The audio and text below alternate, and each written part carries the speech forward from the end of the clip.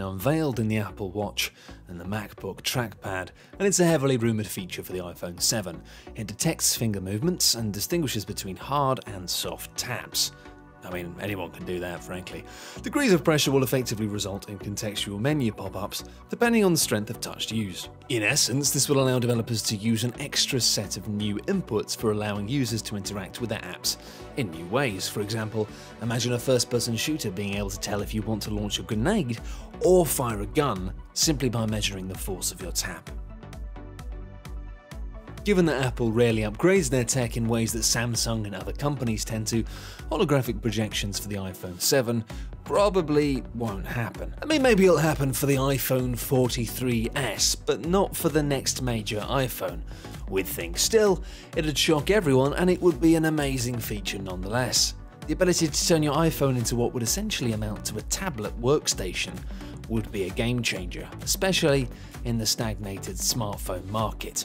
Hell, just give me a virtual keyboard that was made holographic, and I'd be satisfied.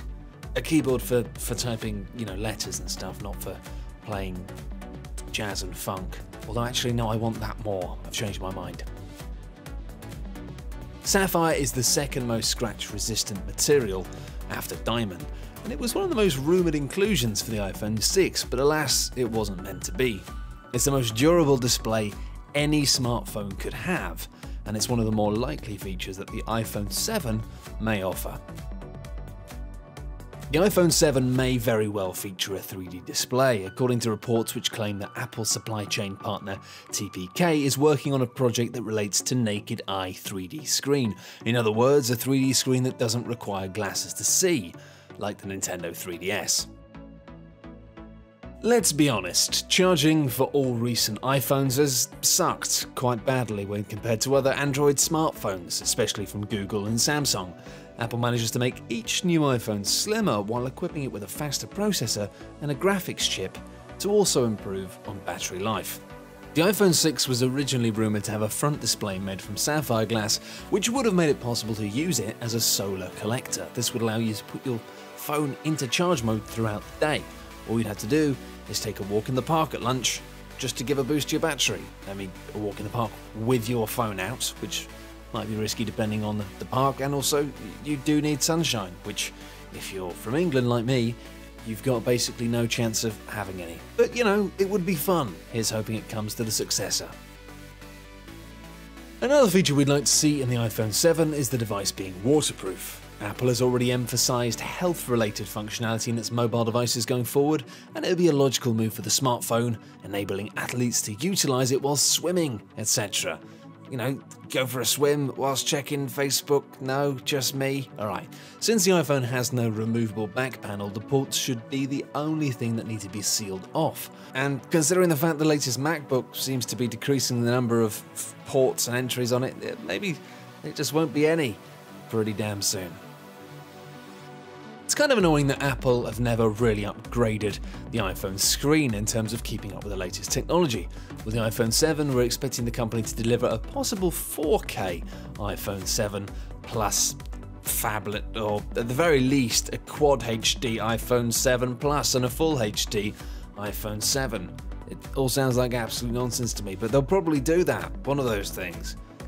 Whoa, technology. What is this? The 1990s? Are we all back in the 1990s? Why haven't we got wireless stuff going? Wireless everything. Wireless energy, wireless happiness. Anyway, while basically every other smartphone in the world offers wireless charging, iPhone users have never experienced it. Well, not without, big clunky add-ons anyway. The technology has come a long way in the past few years, and Apple, a company that has over $100 billion in the bank, should ideally invest in a now common feature that you see in many kinds of phones.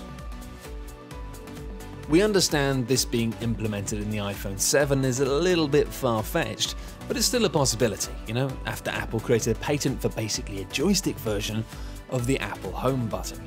The button would essentially expand into a mini joystick that could be moved around in order to control various activities on the screen. This would target the massive iPhone game market, and it would be amazingly fun too. You could have different types of games, maybe some games that weren't awful. The laser keyboard feature has been rumoured ever since the original iPhone was released. Imagine the iPhone 7 comes equipped with a laser keyboard and, better yet, a holographic projector. Now we're talking. It may be a long way away, but at least Apple acknowledges that there's some appeal here. They have a patent for a projected keyboard showing how the system might work with a laser projected keyboard built into an iPad.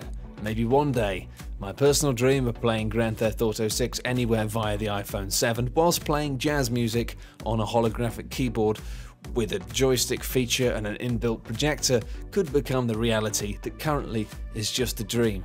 But knowing Apple and the fact that that's kind of ridiculous, probably not.